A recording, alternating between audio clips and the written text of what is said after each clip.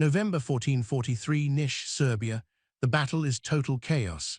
Gjergj Kastrioti, known to every soldier here as Skanderbeg, the Sultan's Albanian wolf, sits on his war horse at the edge of the Ottoman lines. Around him, big drums boom like thunder. War horns scream. The Christian army, led by King Ladislaus III and John Hunyadi, is crashing into the Sultan's soldiers with the wild energy of men who know this could be their last chance to stop the Ottoman advance. Skanderbeg wears Ottoman armor, fights under Ottoman flags, commands Ottoman horse soldiers, and he is about to throw it all away. 28 years. That is how long he has served the empire that took him when he was a boy. He has climbed the ranks, led armies, earned land in Macedonia and Bulgaria. The Sultan himself trusts him. Everyone trusts him. That is exactly why what happens next will work.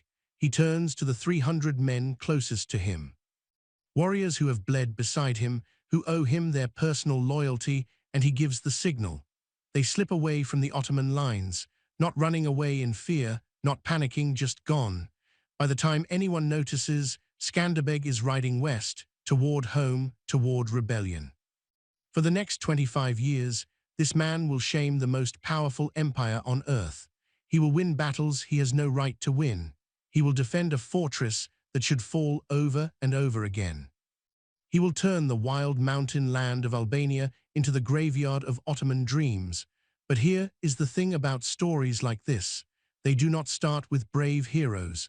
They start with a choice that cannot be taken back. A choice made in the noise and blood of a battlefield, where empires crash together and men become legends or dead bodies. Before we go further, if this story grabs you the way it grabbed me while I was learning about it, please hit the like button and leave a comment. It really helps more people find history told this way. Now, let us go back. To understand why Skanderbeg left the Ottomans at Niš, you need to know how the Ottomans shaped him first. You need to see the boy before he became their weapon.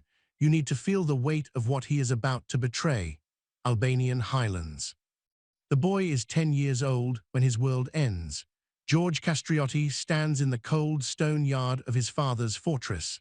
The autumn wind bites through the mountains, bringing the smell of coming snow. He watches 3 Ottoman messengers get off horses that look too fat and shiny for men who rode rough mountain paths for days.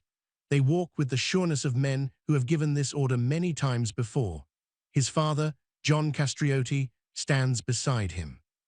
John is one of the strongest Albanian lords. His fortress guards important mountain passes. His word can call armies. His friendships keep the shaky balance of power in these mountains from falling apart. But none of that matters now. The lead messenger opens a paper. The Sultan's seal shines in the weak autumn light. The words are read first in Turkish, then translated into Albanian. The boy will go to the Sultan's court, not as a guest, as a hostage, as a promise that his father will stay loyal to the great Ottoman ruler. This is how the Ottoman Empire works in the Balkans. Taking land is not enough. They change the people too. They take the sons of noble families, raise them in the royal palace, teach them to think like Ottomans, fight like Ottomans, pray like Ottomans, dream like Ottomans. Then they send them back as leaders, generals, and enforcers of the Sultan's wishes. It is smart. It is smooth. It works terribly well because these boys do not just learn Ottoman ways, they become Ottoman. The empire does not have to guard every castle or watch every village or crush every small fight. It just turns the children of conquered nobles into its own tools. Gjergj Kastrioti has pushed the limits before. He has refused Ottoman tax collectors, been slow to send money, kept more freedom than most Albanian lords dare. The great Ottoman ruler allows some of this. A huge empire that reaches from the Danube River to the Euphrates River expects some trouble. But there are limits, and John has reached them. Now he must pay. The price is his son, his heir, the boy who will carry the Kastrioti family name. The child who is supposed to rule these fortresses, these friendships, this dangerous power. Gjergj does not cry. He was raised in mountain strongholds where winter kills the weak and enemies test every border. Crying is for those who can afford it. Weakness can kill you. He has watched his father talk with rival lords, handle old family fights, balance Ottoman demands with the need to keep respect among Albanian nobles. He knows what this moment means. He steps forward and kisses his father's hand. The act is formal and final. John's face stays hard as stone, but his hand shakes for just a second. Gjergj turns to the waiting horses. He does not look back. Looking back will not change anything. Looking back is for children who do not know some doors only open one way. The road to Edirne is long, it is dusty, it cannot be undone. With every mile, the boy from the Albanian mountains becomes something else, something the empire needs, something his father and Albania will one day face across a battlefield. Edirne, the Ottoman capital, the beating heart of an empire that covers 3 continents. The Edirne school is not a normal school with books and soft teachers. It is a machine, a hot furnace built to take raw boys, Christian children from the Balkans, the Caucasus, captured nobles, the smartest boys found through the Devshirme system, and turn them into the Ottoman ruling class. The palace grounds are huge, courtyards inside courtyards, training fields, libraries, mosques, barracks, gardens where important men have quiet talks that decide the future of whole lands. The lessons never stop. First, languages, Turkish, because it is the language of orders, government, and the Sultan's court. Persian, because it is the language of poetry, careful talking between countries, and high culture. Arabic, because it is the language of the Quran, Islamic law, and the religious ideas that hold the empire together. Not just enough to speak a little, total mastery. You will read army reports in Turkish, make treaties in Persian, explain Islamic law in Arabic. The empire is huge, with many peoples and languages. Its leaders must work perfectly across all of it. Next comes war training. The composite bow, made of wood, horn, and glue, able to shoot through armor farther than European bows can reach. The curved Gjergj saber made for horse charges. The curve lets it cut terribly from horseback. Lance skills, shield work, but weapons are only tools. The real lessons are in tactics, the ways of Turkish horse warriors perfected over hundreds of years, how to pretend to run away and trick the enemy into a death trap, how to use the land, how to match horse wings with a solid center of foot soldiers, how to look at an enemy's line and find the weak spot. Then religion, the Quran studied line by line, Islamic law, its rules, how it works, how it can bend. The empire is not just an army. It is a great society that says it carries out God's will on earth. To serve it right, you must understand not only how it fights, but why it exists. Last comes ruling, how to govern a land where 5 languages are spoken and 3 religions live together uneasily. How to collect taxes without starting a revolt, how to give justice that keeps peace while honoring local ways, how to find talent and destroy danger. Gjergj Kastrioti soaks it all up. He is not just good, he is outstanding. Other boys struggle with Arabic rules. Gjergj masters them. They stumble with horse tactics. He does them perfectly.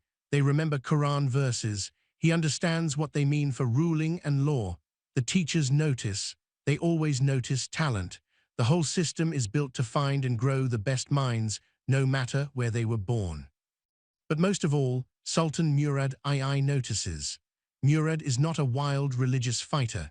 He is a practical man who knows empires are built on skill, loyalty, and cold, clear rewards for good work and punishment for failure. He has fought wars on many borders, handled fights over who will rule next, balanced the need to grow the empire with the need to keep it steady. He sees something in the Albanian boy, sharp mind, natural leadership, a gift for command that cannot be taught, only grown. By his early 20s, Gjergj is leading horse units, fighting campaigns in Anatolia against rival Turkish groups, battling in the Balkans against Serbian and Hungarian armies. He is given timber land in Macedonia and Bulgaria. These are not just gifts. They are signs of real trust and high rank. Somewhere in those years, among battlefield smoke and quiet prayers in army mosques, someone gives him a nickname, Skanderbeg, Iskender Bey, Lord Alexander. After Alexander the Great, the Macedonian conqueror who built an empire from the Mediterranean Sea to India, who never lost a battle, who became a legend. It is meant as praise for his clever tactics, his strong leadership, his wins. It will later feel like a painful joke. While Gjergj Kastrioti leads Ottoman armies in Anatolia, his father fights them in Albania. Gjergj Kastrioti raises his flag, gathers his men, refuses to send tribute money.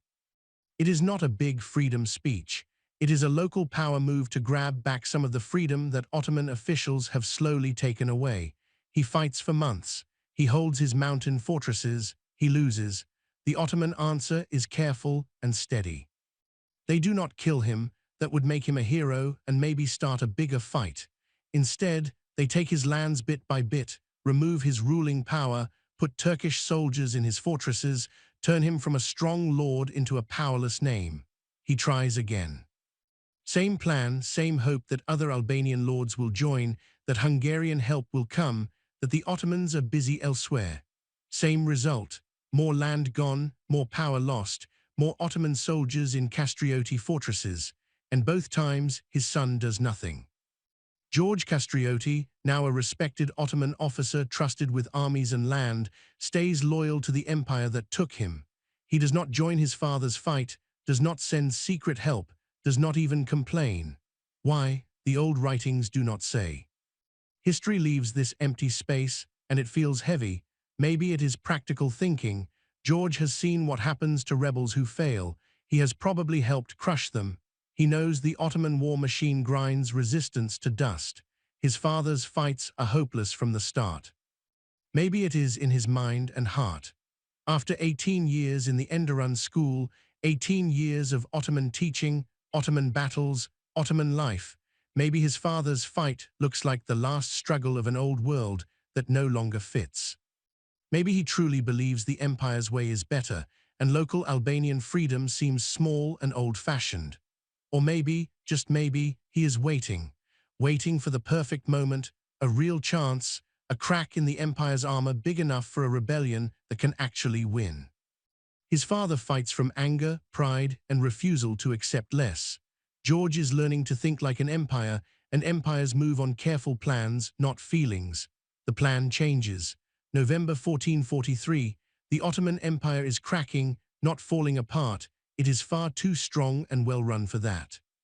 But cracking under attack from many sides at once. In the east, rival Turkish groups test the borders. In Anatolia, local rulers fight for power. And in the Balkans, a Christian army is coming together. King Ladislaus III of Poland and Hungary, helped by the great commander John Hunyadi, has started a crusade. The danger is huge.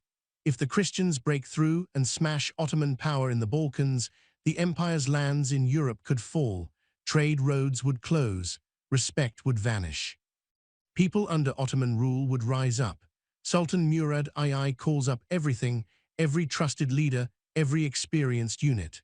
The best of Ottoman power marches to meet the Christians at Niš, in what is now southeastern Serbia. Skanderbeg is there, leading horse soldiers, wearing Ottoman armor, fighting under Ottoman flags. But something is different now. Maybe it is news from Albania about growing anger against Ottoman rule, about lords who remember old friendships, about people tired of heavy taxes and forced soldiers. Maybe it is the chance he sees.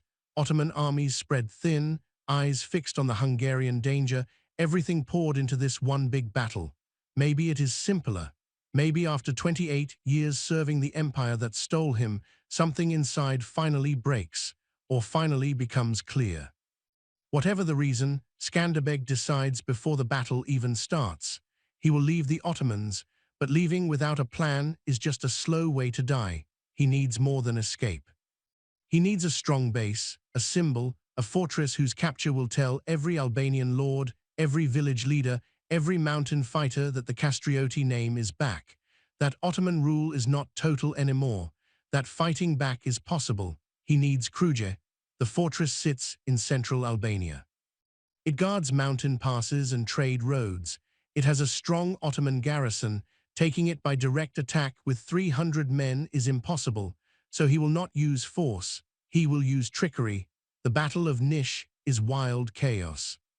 Christian and Ottoman armies smash into each other, with the fear of men who know this fight could shape the Balkans for years. Horse charges, foot soldiers breaking under pressure, archers shooting waves of arrows, war horns trying to give orders through the noise. In that chaos, Skanderbeg and his 300 men simply leave. They do not run in panic. They do not scatter. They move away from the Ottoman lines like trained soldiers carrying out a planned move. By the time Ottoman leaders notice that Skanderbeg's horse unit is missing, they are already gone. Skanderbeg turns his horse west, toward the Albanian mountains, toward home. The 300 men with him are carefully chosen, fighters who have battled beside him for years. Men whose loyalty is to him, not just to the Sultan. Soldiers who trust his decisions more than the empire's flags. They ride fast. Every hour lost raises the chance Ottoman troops will chase and catch them. Every mile toward Albania is a mile toward safety. But safety is not the goal. The goal is Gjergj, and to take Gjergj, Skanderbeg will need more than speed and loyal men. He will need to use what the Ottomans taught him best, how to trick people. Skanderbeg's 28 years serving the Ottomans taught him many things. One of the most useful is this: the empire runs on papers. Orders travel from the Sultan through a huge system of writers and clerks. Local rulers get sealed letters. Army leaders get written commands. Tax collectors carry official papers. Everything is written down. Everything has a seal. Everything follows rules. The system is clever, smooth, and completely built on trust. When a paper has the Sultan's seal, you obey. Questioning it is disobeying orders. Delaying it is treason. Forge the right paper and you can do anything. As he rides toward Gjergj, Skanderbeg carries a letter. We do not know exactly how he got it or made it. Maybe he stole a real seal years ago. Maybe he paid a craftsman to copy one. Maybe he just used his famous name as a trusted Ottoman officer. What matters is the letter looks real, sounds real, feels real. It has the Sultan's seal. It is written in the formal Turkish used for royal orders. It commands the Ottoman governor of Gjergj to hand the fortress over to Skanderbeg for new military plans. Something about moving troops together, changing defenses because of the Christian crusade, or reorganizing the area. The exact reason does not matter. Governors get orders like this all the time. Troops move, garrisons change. Fortresses switch hands for reasons that make sense far away in Edirne, but may look strange to a local leader. The governor of Gjergj gets the letter. He knows Skanderbeg's name. Who doesn't? The man is one of the Sultan's top commanders. He reads the orders. They seem a little strange, maybe, but not impossible, not clearly fake. And here is the key point. Refusing could cost him his life. If the orders are real and he waits, he is guilty of disobeying during war. The punishment is death. The gates open. Skanderbeg and his 300 men ride in. They are greeted as friendly Ottoman troops, given food and beds. Then they move fast, hard, and without mercy. The governor is grabbed. Some stories say he is killed right away. Others say he is locked up. Either way, he is stopped. His officers lose their weapons. The garrison soldiers, outnumbered, surprised, with no leader, are beaten before they can fight back. The crescent moon flag comes down from the fortress walls. The double-headed eagle of the Kastrioti family goes up in its place. For more than 10 years, that eagle has been hidden. The Kastrioti lands were taken after John's failed fights. The family's power was broken, the name almost forgotten. Not anymore. Skanderbeg stands on the walls of Gjergj and looks out over the Albanian mountains. These mountains raised him. The Ottomans shaped him. Now he will use everything they taught him to rip their control of Albania apart. But taking Gjergj is only the first step. Holding it needs more than 300 men and one fortress. It needs friends working together. And in 15th century Albania, where noble families have hated each other for generations, where old blood fights matter more than any new idea, making friends is almost as hard as beating the Ottoman Empire. Almost. March 6, 1444, Gjergj, northern Albania. The Great Hall is nervous. 20 Albanian lords sit around a table that has seen weddings and secret killings. These men do not trust each other.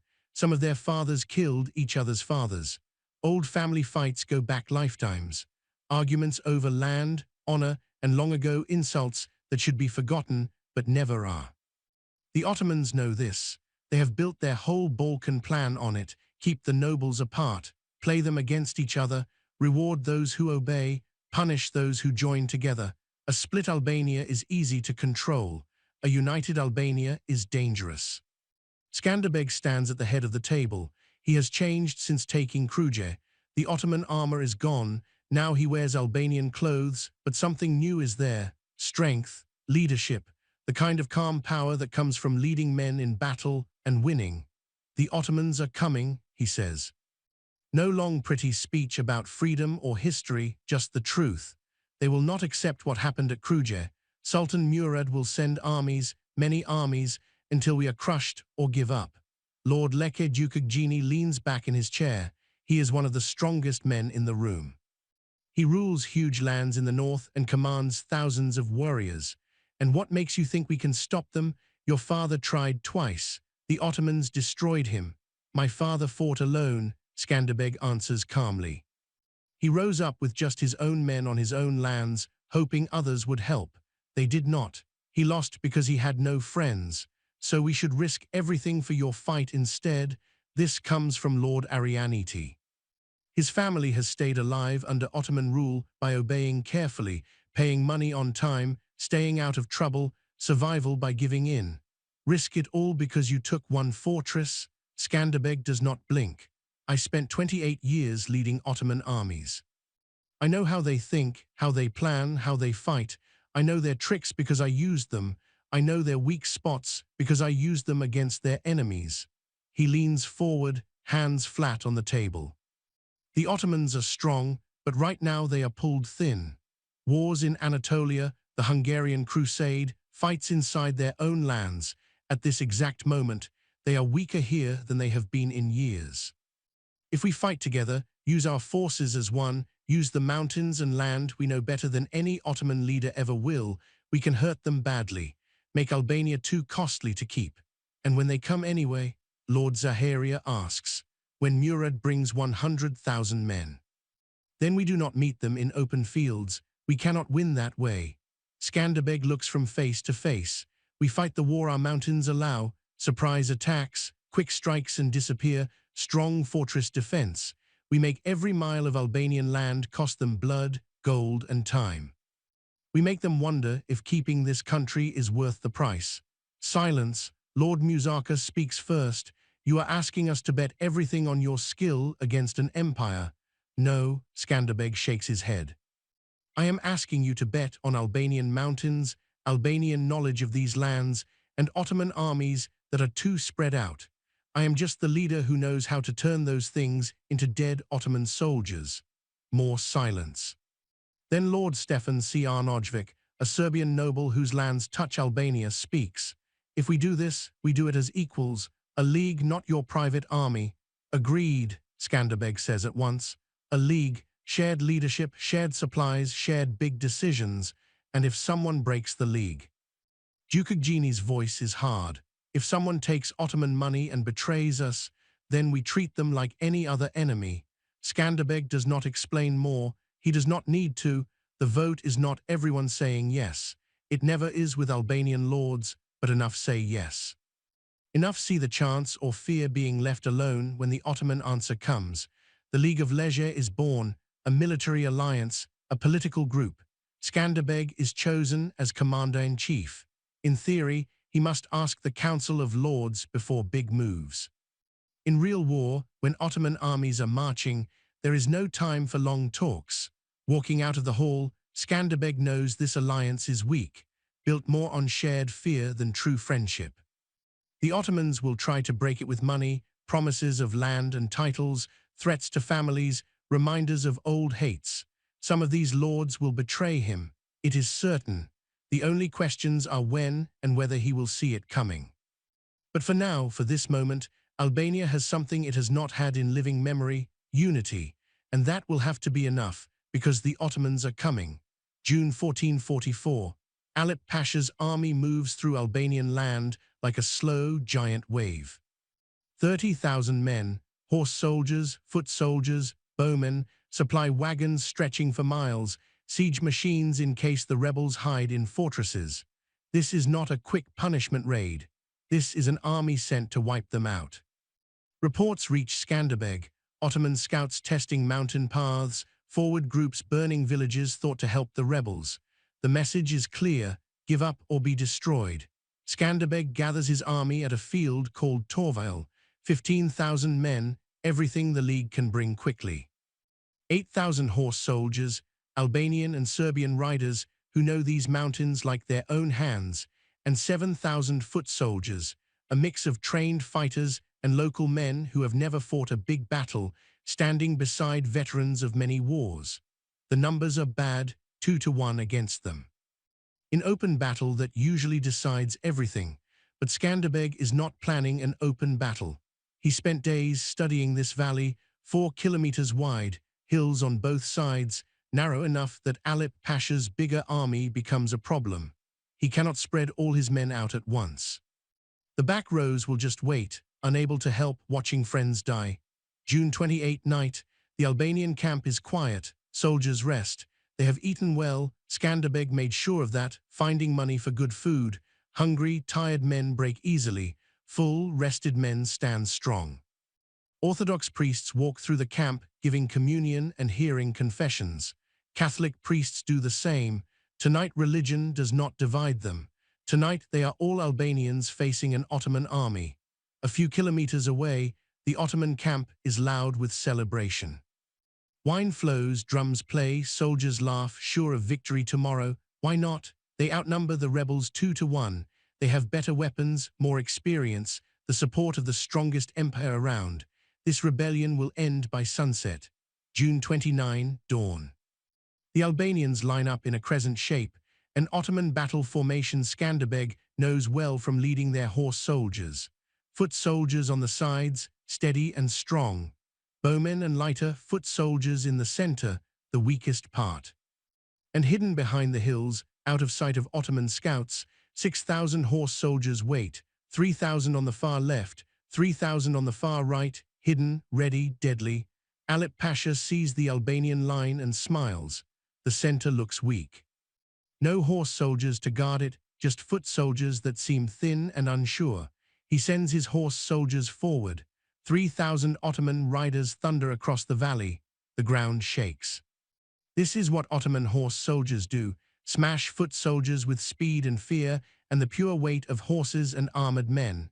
The Albanian center braces, shields go up, spears point forward. Officers shout orders half lost in the roar of hooves. The crash should break them, send them running, open a hole for the horse soldiers to ride through and attack from behind. It does not. The Albanian line bends. Men die, spears pierce armor, swords find gaps, horses crush the fallen. But the line holds, shields lock together. The formation takes the blow like a thick wall, takes a battering ram, damaged, hurt, but not broken. The Ottoman horse soldiers turn back to regroup. Maybe it is a real retreat, the charge failed. Or maybe it is a trick, a classic Ottoman move to make the enemy chase and break their own line, then turn and destroy them. Skanderbeg watches from the Albanian right. His officers shout to chase. The enemy is running. He does not fall for it. He knows this trick. He has used it himself many times. Hold the line. His voice rings out. No one moves. Alip Pasha sees the Albanians will not chase, so he sends the whole army forward. Foot soldiers, horse soldiers, bowmen shooting waves of arrows. The valley fills with terrible noise. Metal hitting metal, men screaming, drums pounding, horns giving orders. The Albanians are pushed back slowly, step by step. The Ottoman numbers start to matter. Even with the narrow valley, 30,000 men press against 15,000 like a closing clamp. Alip Pasha's reserve, the fresh third of his army, waits behind, ready to jump in where needed, the way Ottoman armies are taught. Skanderbeg raises his hand. On the right hill, 3,000 Albanian horse soldiers see the signal. They charge down the slope into the Ottoman side. Horses, steel and fury smash into soldiers who never saw them coming. The Ottoman right side breaks. Men die before they know what hit them. Panic spreads. Alip Pasha reacts fast. He is a skilled leader. That is why the Sultan chose him. He turns part of his reserve to face the new danger. Horse units rush to fight the Albanian riders. It holds, just barely.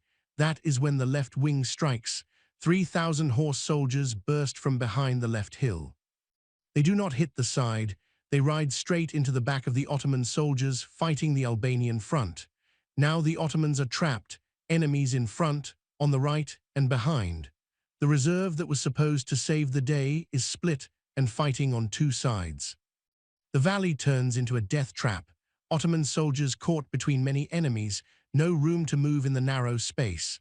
Officers shout conflicting orders. Units fall apart. Men fight alone instead of together. The Albanian horse soldiers, now free after breaking the reserve, turn inward. They charge the back of the main Ottoman army. Total surround. The Ottomans are closed in, attacked from every side, fighting with fear instead of training. It is no longer a battle. It is a massacre. When it ends, between 10,000 and 20,000 Ottoman soldiers are dead. The exact count is lost in the mess. Some old writings say 12,000, others 20,000. Skanderbeg's losses are under 5,000. Alip Pasha escapes with what is left of his army, maybe a third of what he started with. They run in disorder, leaving weapons, supplies, and wounded men behind. The valley of Torvile is soaked in blood, and the whole Balkan world hears about it. This rebellion is not a small local problem. It will not be ended in one summer. Albania has just beaten and shamed one of the Sultan's best leaders.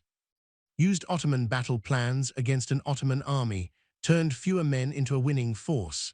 The news travels to every royal court from Venice to Buda to Constantinople. Skanderbeg is dangerous. Skanderbeg walks the battlefield afterward. Bodies lie everywhere, mostly Ottoman, but many Albanian too. Men who woke up that morning, ate, prayed, fought, died. 5,000 of them. By army rules, that is a good trade. 5 enemy dead for every one of ours is amazing. Generals across history would be proud. But numbers on paper do not show what 5,000 dead men really mean. 5,000 families who will learn their sons, brothers, fathers will never come home. 5,000 farms short of workers. 5,000 empty seats at tables, beds, village gatherings. Albania cannot keep losing men like this. The whole country has only a few 100,000 people. Every man who dies here cannot be replaced the way Ottoman losses can. The empire stretches from the Adriatic Sea to the Persian border. They can call up new soldiers from Anatolia, the Balkans, lands that pay tribute. Lose 20,000 at Torvile, raise 30,000 for the next fight. Albania has no such numbers. This cold math weighs on Skanderbeg as he walks among the dead. He won today in a brilliant way that will be studied for years, but he is fighting an empire. And empires do not need brilliant wins. They only need to keep going longer than you can. Still, there is no use thinking only of the far future. Right now, the League of Leisure has time to breathe. Alip Pasha's broken army must retreat, regroup, explain to the Sultan how they lost to a smaller force. That buys months, maybe more. Skanderbeg uses the time to tighten control, fix fortresses, find new soldiers to replace the 5,000 lost at Torvile, strengthen ties with lords who are already doubting. Some always doubt, always weighing whether the League or giving in to the Ottomans is safer. And he prepares for the next invasion. Because there will be a next one, and another, until either the Ottomans quit, unlikely, or Albania runs out of fighters. The question is not if they will return. It is when, with how many men, and whether Skanderbeg can work another miracle when they do. May 1450. 6 years have passed since Torvile. 6 years of constant war. Smaller Ottoman attacks beaten by ambushes and mountain fighting, raids into Ottoman lands, careful talks to hold the League together against endless Ottoman bribes and threats. Now Sultan Murad II has had enough. He comes himself, not sending a general or local ruler. The Sultan, with 100,000 men. Old records always give big numbers that may be exaggerated, but even half, that is a huge army. Trained soldiers, veteran units, siege experts, miners who dig under walls. Artillery, giant bronze cannons that fire stone balls weighing hundreds of pounds, the same weapons that have broken fortress after fortress across the empire. They march on Gjergj. Skanderbeg makes a choice that looks crazy. He leaves most of his moving army outside the fortress, 8,000 horse soldiers and enough foot soldiers to help them. They will not be trapped inside during the siege. They will ride free, attacking Ottoman supply lines and breaking the siege whenever they can. Inside Gjergj's walls, he puts Vrana Conti in command. Conti is completely loyal. He has proved it in many smaller fights. More important, he is calm, skilled, and will not panic when cannonballs shake the walls. The plan is bold: turn the siege into a long fight the Ottomans cannot win. Every time they get close to breaking in, Skanderbeg's outside army will force them to send men away, lose speed, and start again. May 15, the siege begins. The Ottoman cannons roar. The sound is like the end of the world, thunder that never stops, shaking the ground, making talk impossible near the fortress. Giant stone balls crash into Gjergj's walls. The walls are strong, built into the mountain and improved for generations, but nothing lasts forever against this. Parts of the wall crack, crumble, fall. Inside, the garrison works all night. Every hole is filled with whatever they have: broken stones, wood, packed dirt. It will not last long against steady fire, but it only needs to last long enough for the next part of the plan. Skanderbeg's horse soldiers attack an Ottoman supply group 20 miles away, burn the wagons, kill the guards, vanish into the mountains before help arrives. The siege loses 3 days of food and powder. The cannons stop while new supplies come. The garrison uses those 3 days to fix the walls properly with stone and mortar instead of quick patches. June, the Ottomans send soldiers up ladders. Wave after wave climbs while bowmen shoot to keep defenders down. It is awful, slow work. Men fall from ladders, hit by crossbow bolts, struck by thrown rocks, pushed off by long poles. Bodies pile at the bottom of the walls.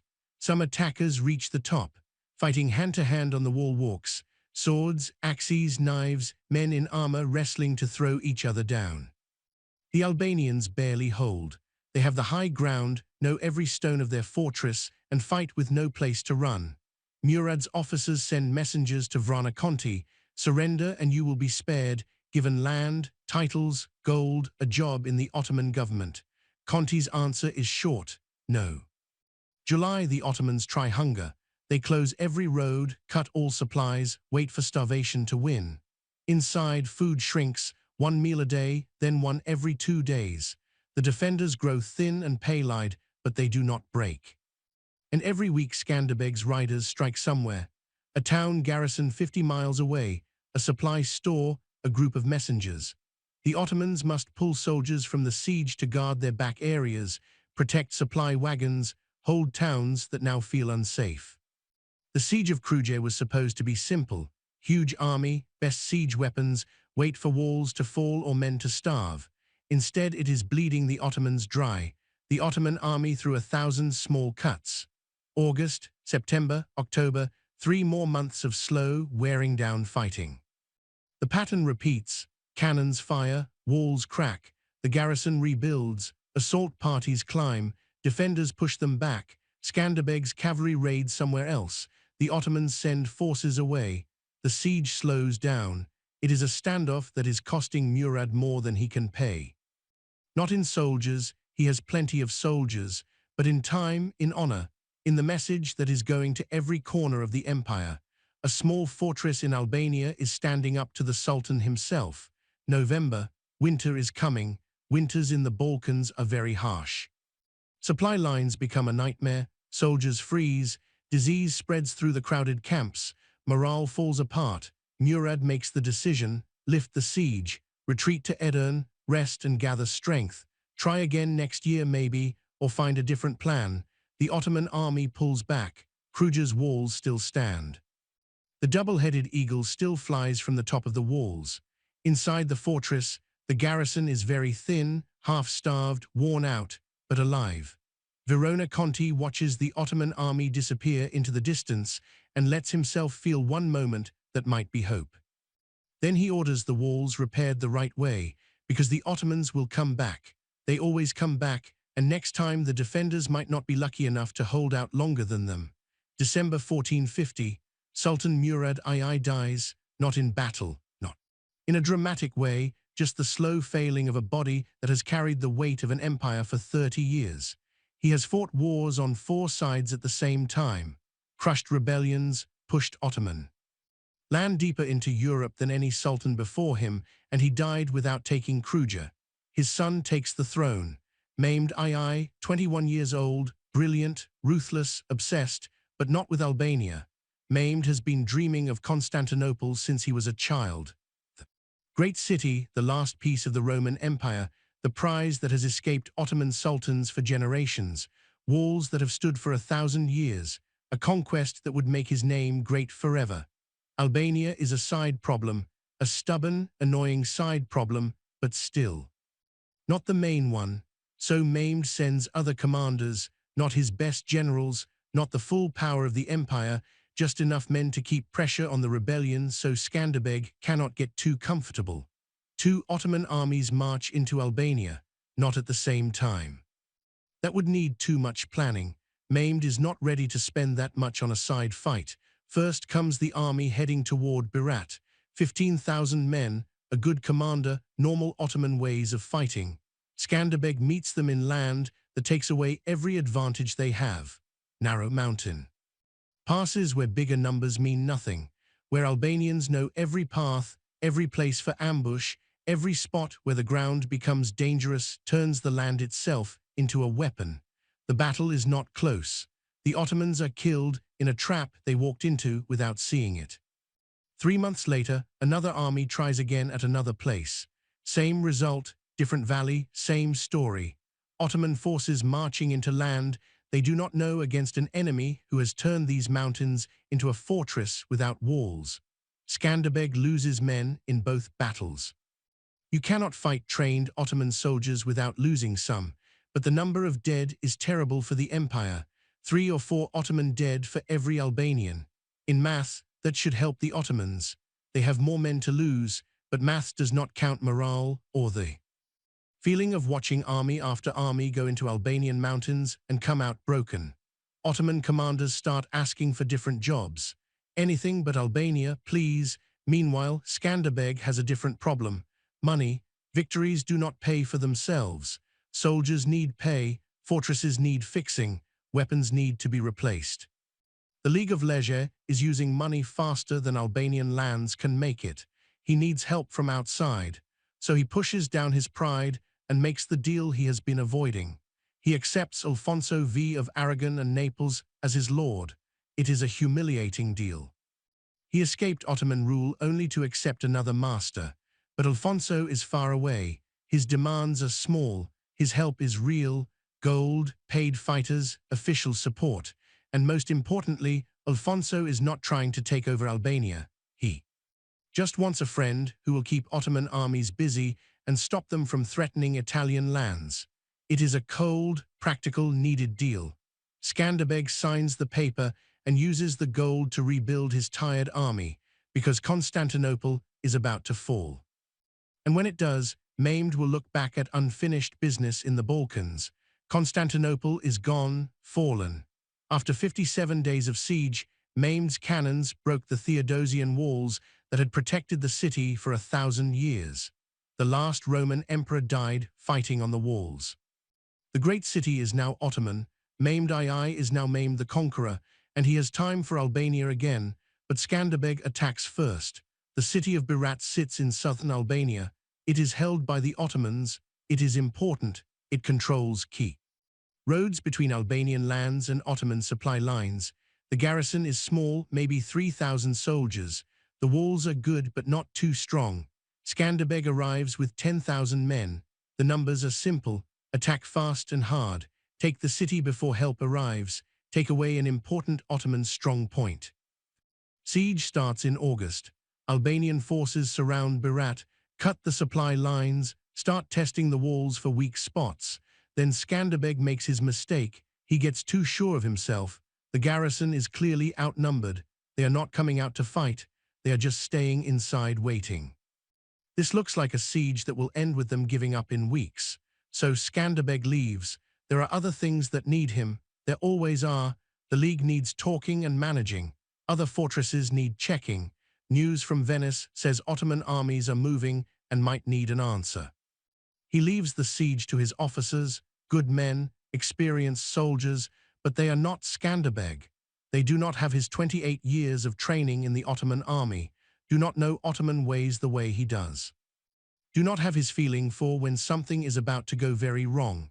Evrenos, Issa arrives with 20,000 men. The Albanian commanders at Berat do not see him coming until it is too late. Ottoman scouts are very good at their job. Evrenos uses every trick he knows. False news, hidden roads, fast marches to get close without giving the Albanians time to get ready. When his army shows up, the Albanian siege force is caught completely by surprise. They are set up to attack a city, not to fight an army coming to help it. Their supplies are placed for a long siege, not a fast battle. Panic spreads. Messages reach Skanderbeg. He rides back with every soldier he can gather.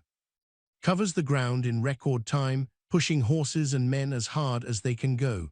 He arrives just as Evrenos is attacking the Albanian forces. Skanderbeg's arrival calms everything. His troops pull together. They form good battle lines. They push back Evrenos's first attacks, but the advantage is gone. The Albanian army is shaken. Men are dying fast, and Berat's garrison, seeing a chance, has come out to join Evrenos's attack. Now the Albanians are caught between two armies. Skanderbeg makes the call, pull back. It is the right choice for the moment. Stay and fight, and they risk losing everything. Retreat, and they lose the siege but save the army. They retreat. It is not a terrible defeat. Most of the Albanian soldiers live. They pull back in good order, fighting small battles behind them. To stop Evrenos from turning the retreat into a total disaster. But it is a defeat all the same. The first clear Ottoman victory against Skanderbeg's army in years, and the Ottomans use it. News spreads through the empire. The Albanian rebel can be beaten. He is not unbeatable. Push him hard enough, catch him when he is not ready, and he bleeds like anyone else. More importantly, it gives Ottoman commanders courage. Evrenos just proved that fighting Skanderbeg does not always mean losing. The war starts a new, more dangerous part. September 2nd, 1457. The Ottomans are coming with everything. 65,000 men under Evrenos Bey. He has proven he can beat Skanderbeg. He did it at Berat. Now he is coming to finish the job. This is not a siege army, it is a field army made to find the Albanian forces and destroy them in open battle. And Skanderbeg's alliance is breaking apart. The League of Gjergj was always weak. Now it is falling to pieces. Lord Musaka has taken Ottoman money and pulled his men out. Lord Arianiti is not sure, has not betrayed yet, but no one trusts him now. Venetian spies are whispering promises to other lords. Stand aside, let the Ottomans crush Skanderbeg, and you will get his lands. Skanderbeg pulls together 10,000 men, that is all. Maybe 12,000, if you count the men he takes from fortresses, leaving those places with too few defenders. 1/6, the size of the army coming toward him. His officers want to retreat, fall back to Gjergj. Let the Ottomans tire themselves out attacking fortresses. Do not risk everything in open battle against impossible numbers, but Skanderbeg sees something they do not. The Ottoman army is huge, 65,000 men. That needs very long supply trains, hard planning, time to get ready. They are powerful, but they are also slow and heavy. Hit them before they are ready, and their size becomes a problem. His scouts say the Ottoman army is camping near Albulina. They have marched hard to get there. The soldiers are tired. They are resting, planning to get ready tomorrow for a real battle, if. Evrenos is sure of himself. Why would he not be? He beat Skanderbeg at Berat. He has way more men. Tomorrow's battle is just a formality. Skanderbeg does not wait for tomorrow. September 2nd, at dawn. The Albanian forces attack the Ottoman camp as the sun comes up. Not small attacks, not just bothering them. A full attack with every man Skanderbeg has, complete surprise. Ottoman soldiers grab weapons in a rush. Officers shout orders that do not match. Units try to form lines without knowing where the enemy is or how many there are. The camp turns into total confusion. Albanian cavalry, 4,000 horsemen, rides through the Ottoman positions. They attack command tents, supply areas, anything that looks important. The goal is not to fight a long battle. It is to stop the Ottomans from forming one. Infantry comes next. 6,000 Albanian foot soldiers moving together. They are outnumbered 6-1, but in the mess of the camp, small groups matter more. 10 Albanians around 3 Ottoman soldiers who cannot find their friends. 15 Albanians hitting a supply area guarded by 5 confused men. Evrenos is a good commander.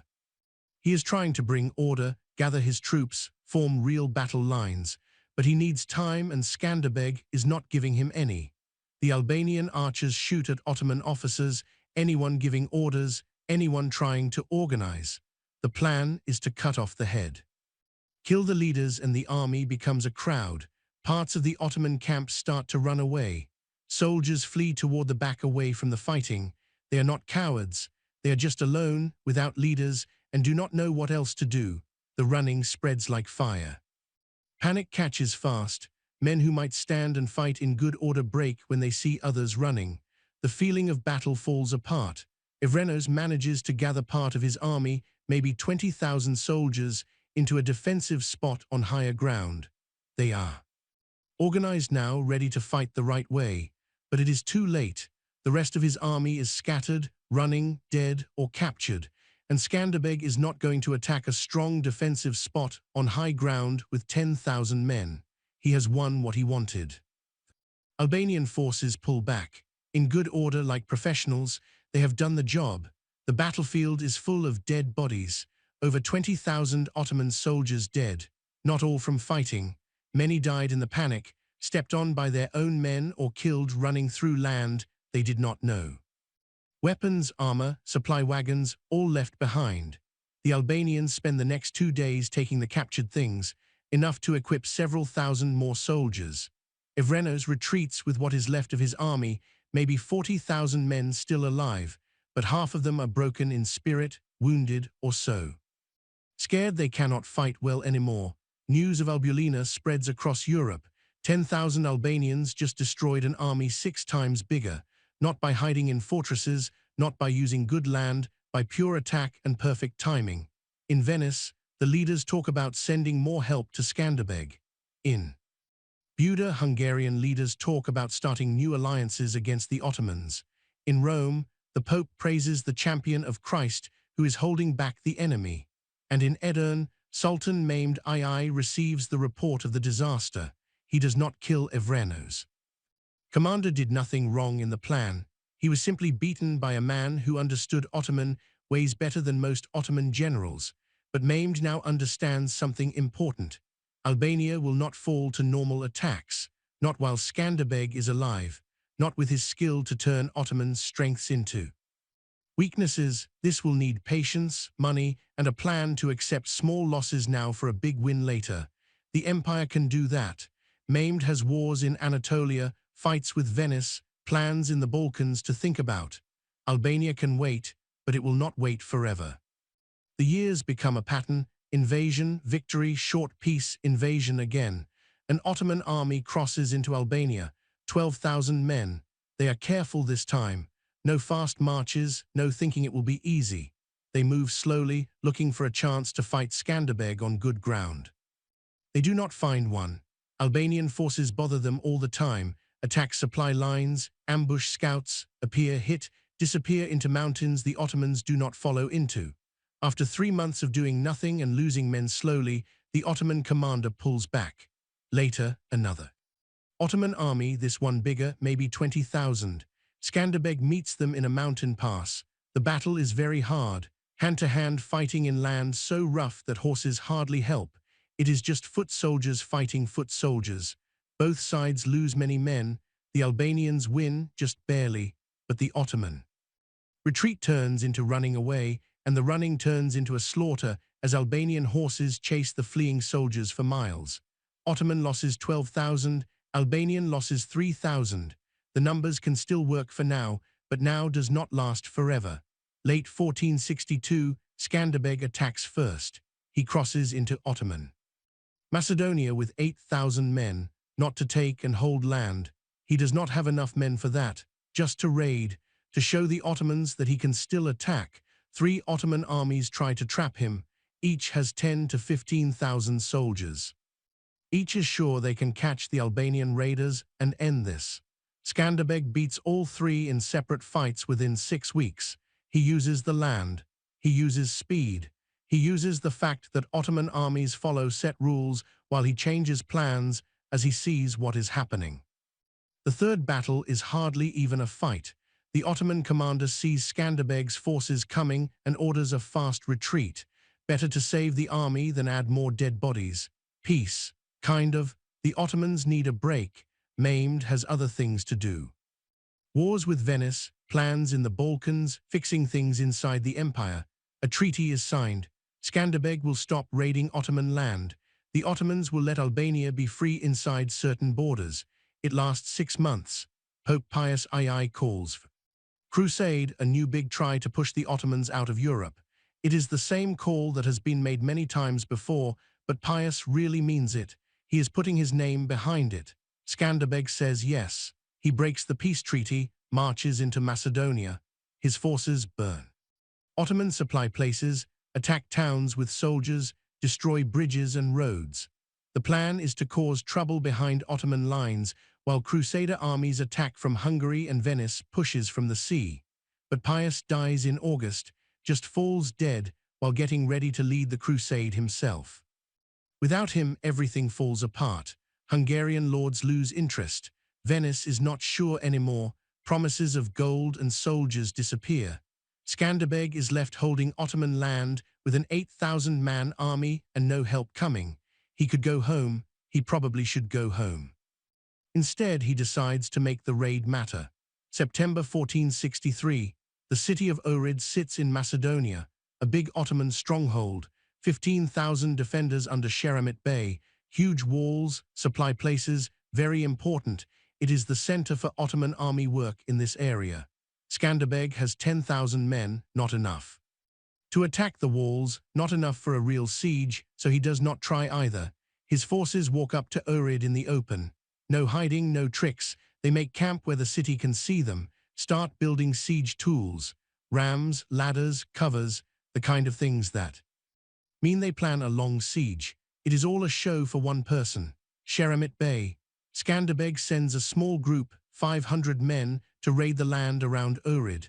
They burn farms, take animals, attack supply wagons going to the city. They are loud, easy to see, not very careful on purpose. Inside Ohrid, Sheremit watches this bad raiding and thinks what anyone would think. Skanderbeg is in trouble. The crusade failed. He is stuck in Ottoman land with a small army. He is hitting out, trying to save something before he has to run home. Sheremit calls his officers together. The Albanian is weak. His army is split, most of them pretending to attack us. A small raiding group hitting our supplies. We have more men if we ride out now. We can smash his raiders and then attack his main army while they are upset. One of his officers says, "What if it is a trick?" Sheremit thinks about this. He has heard the stories, knows Skanderbeg is famous for tricks, but the situation looks clear. The Albanians are weak, split up with no help. It is not a trick, he decides. It is a chance. Get on horses. September 15th, mid-morning, Sheremit leads 12,000 cavalry out of Ohrid. They are hunting the 500 Albanian raiders. The raiders see them coming. They run away, not in panic, in a planned retreat that stays just ahead of the Ottoman horses, leading them north into the hills. Sheremit's cavalry follows. They are sure, excited.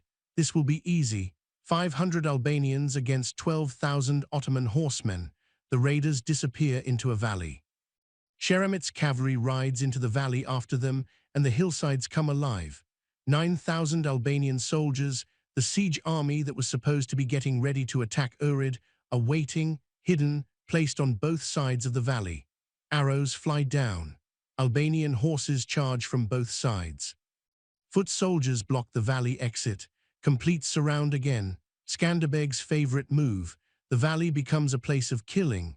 Ottoman horses trapped in land that takes away every advantage they have. Cannot move well, cannot charge, cannot get away, just die. Sheremit sees his mistake in the first 30 seconds, but there is nothing he can do. His men are packed too close.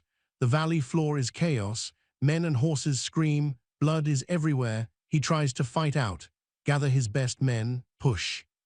Through the Albanian foot soldiers blocking the way out. It almost works. Almost. But almost just means more men die trying. When the killing stops, 10,000 Ottoman soldiers are dead.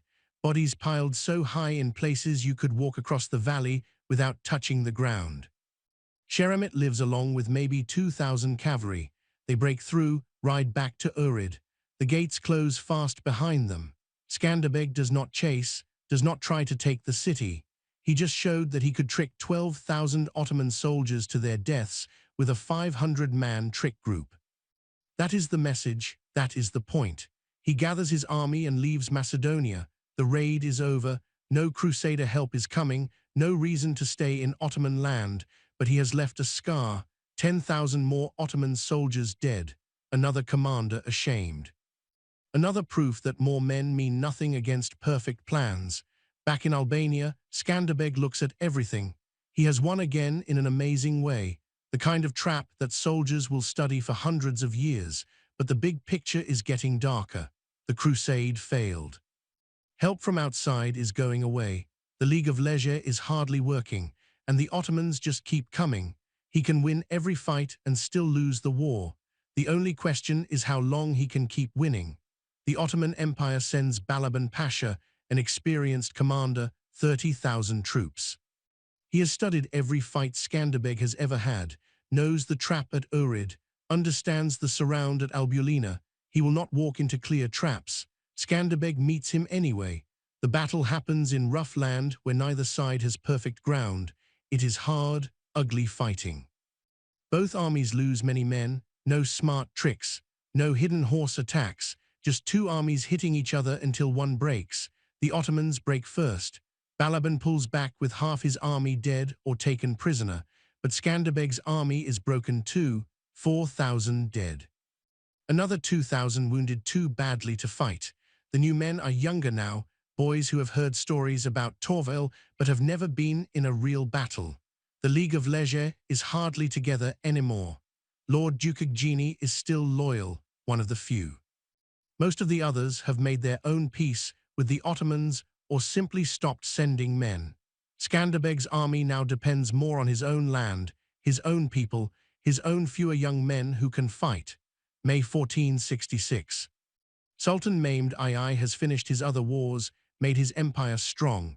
Now he turns all his attention to the problem that has been there for 23 years.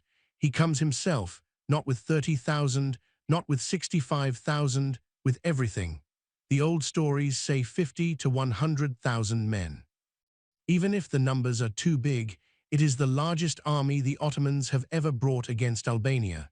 The siege weapons include the same cannons that broke Constantinople.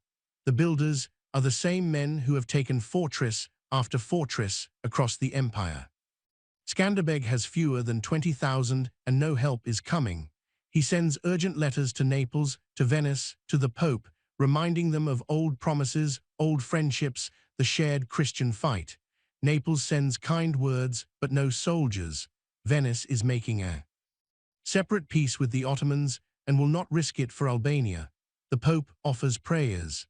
Skanderbeg faces the largest Ottoman army ever sent against him with only a small part of his best strength and no help from outside. Mehmed besieges Kruger again. It is 1450 all over again, except worse. The cannons are bigger, the Ottoman army knows more, and Skanderbeg's outside forces are too weak to bother the siege the way they did 16 years ago.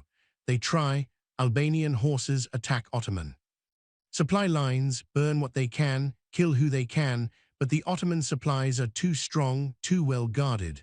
The raids are like bug bites on an elephant. The fortress holds through summer, through fall. The walls take hits that should turn them to dust.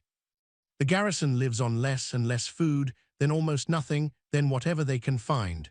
Winter comes. Mehmed does not leave this time. He has learned. He is ready. His army has winter food, warm places. The siege goes on through snow and cold.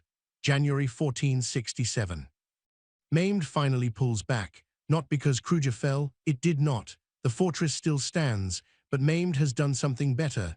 He has left behind a line of fortresses all through eastern Albania, Ottoman offices, paperwork, taxmen, garrison towns.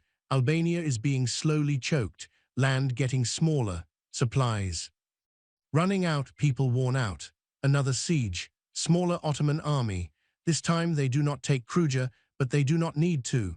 They are just keeping pressure, keeping Skanderbeg busy, waiting for old age and slow losses to do what big armies could not. Skanderbeg is 62 years old, still riding a horse into battle, still planning attacks, but he is tired. Everyone can see it. 24 years of almost constant war, hundreds of battles and small fights, thousands of quick decisions, the weight of holding a broken alliance together by his own will. January 1468, the fever starts. January 17, 1468. Gjergj Kastrioti Skanderbeg dies in bed, not from a Turkish sword, not from a cannonball, not leading one final desperate charge against impossible odds. Malaria, the same sickness that has killed countless soldiers, farmers, lords across the Mediterranean for thousands of years. He is awake at the end, clear-headed enough to know what is happening. The fever has hurt him for days, his body tough from years of war, marked with scars from 100 fights, finally gives up to something he cannot beat with skill or cleverness. His last words are not written down. Maybe there is a priest, maybe family, maybe just people watching a great man die. He is 62, old for that time. Especially for a man who spent most of his grown life fighting. He has lived longer than most of his enemies, outlived Sultan Murad II and outlasted a dozen Ottoman commanders sent to crush him, but living longer is not winning. The double-headed eagle still flies over Kruger. Albanian fighting goes on, but everyone knows what this means. Without Skanderbeg, the League has no heart, no genius soldier who can turn Ottoman strengths into weaknesses, no commander who knows Ottoman ways better than Ottoman generals. The fighting will go on for 10 more years, but it is already finished. The end is not a question anymore, just when it will happen. Skanderbeg's body is buried in Gjergj at St. Nicholas Church. The funeral has lords who betrayed him and lords who stayed true. Soldiers who fought beside him for 20 years, farmers who never met him but lived safe because of his victories. The empire he fought for a quarter century sends no one. They are too busy getting ready for the final win. Venice takes over leading Albania's defense. They do it not for Albanian freedom, but because they need it. An Ottoman Albania would hurt Venetian trade, so they spend money to hold what Skanderbeg made. For 10 years, they do it. Venetian gold pays fighters. Venetian builders make walls stronger. Venetian talkers handle the Albanian lords who still cannot agree on anything except that Ottoman rule is better than ruling each other. Sultan Mehmed II, now in his late 40s at the height of his power, brings another huge army to Kruger. This time the fortress falls not fast, not easily. The siege lasts months. The defenders fight like men who know they are guarding more than walls. They are guarding the last real sign of Albanian fighting, but signs do not stop cannons, do not stop hunger, do not hold walls that have been smashed to pieces. June 1478. The Ottoman flag goes up over Kruger. The double-headed eagle comes down for the last time. Albanian fighting is over. The lands are taken into Ottoman ways of ruling.